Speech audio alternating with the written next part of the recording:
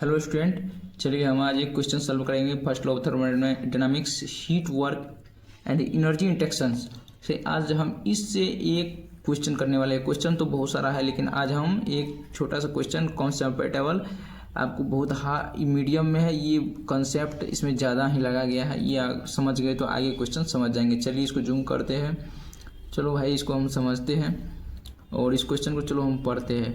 यहाँ पे पढ़ो, 19 नंबर का है ये।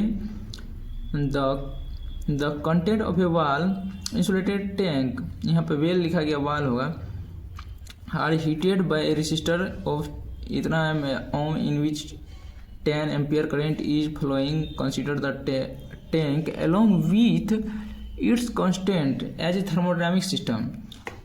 The work done by a system and the heat transfer to the system, the positive, the rate of heat work and change in internal energy in kilowatt में पूछता है। तो चलिए इस क्वेश्चन को हम एक डायग्राम से समझते हैं। क्वेश्चन तो पढ़ ही दिए हैं, आप लोग भी लिख लीजिए पहले इस क्वेश्चन को।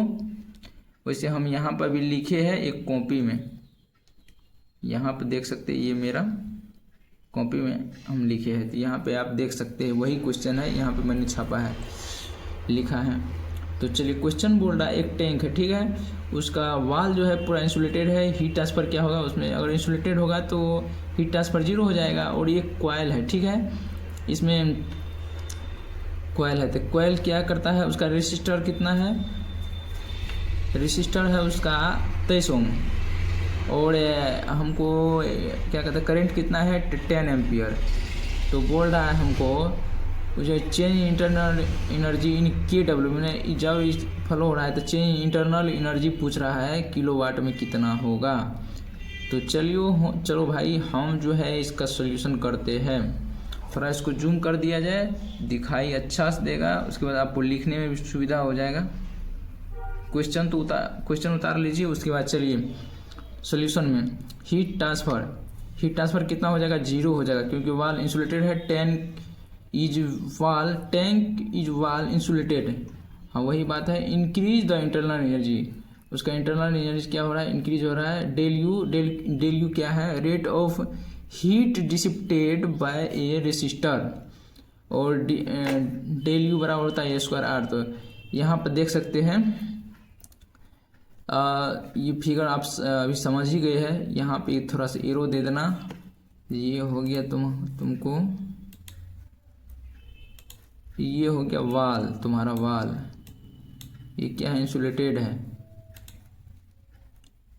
तो यहाँ पर देखिए डेल यू बराबर I²R, हमको I का मान दिया है 10 और R का मान 23 दिया है। तो I²R 10 स्क्वायर मल्टीप्लाई 23, तो ये हो जाएगा 2300 वाट। और इसको क्या कहते हैं किलोवाट में कन्वर्ट करेगा तो 1000 से भाग दे दो तो 2.3 किलोवाट हो जाएगा। डेल यू हमको निकल गया। तो अकॉर्डिंग टू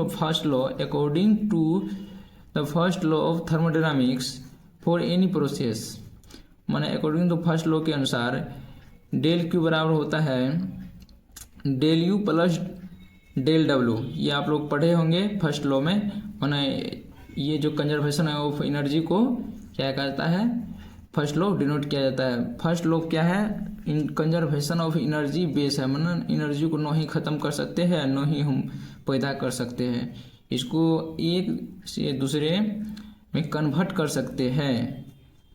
समझा, तो वही चीज़ है, देखो कोई भी चीज़ में हीट दिया तो उसका वो हीट जो है चाहे ऑब्जेक्ट में इंटरनल एनर्जी में स्टोर हो जाएगा, बाकी उसका जो है वर्क में कन्वर्ट हो जाएगा। समझा। तो यहाँ डेल डब्ल्यू हमको दिया है, हीट दिया है, क्या है 0 दिया है। डी यू अभी निकाले है तुरंत, यहाँ ऊपर में देख लो 2.3 डेल डब्ल्यू हमको निकालना है। तो इसको इस साइड क्या करना है, भेज देना है। इसको उठा के इस साइड देंगे तो माइनस में आ जाएगा। तो डेल डब्ल्यू हमको कितना हो जाएगा 2.3 माइनस 2.3 किलोवाट। तो माइनस क्या दर्शाता है, निगेटिव साइन, माना बॉडी पर क्या किया गया है, वर्क किया गया है, न कि बॉडी सिस्टम वर्क किया है। यहाँ पे देखो मैंने लिख भी दिया है, negative sign indicates that work is done on the system, माना सिस्टम पे वर्क किया गया है। तब छोटा सा क्वेश्चन है, इसको आप ध्यान में रखेंगे। ठीक है, अगर कुछ सीखे तो वीडियो को लाइक एंड सब्सक्राइब जरूर कीजिएगा। इसी तरह आपको वीडियो हम आगे भी बताते रहेंगे, बहुत सारा क्वेश्चन। ठीक है।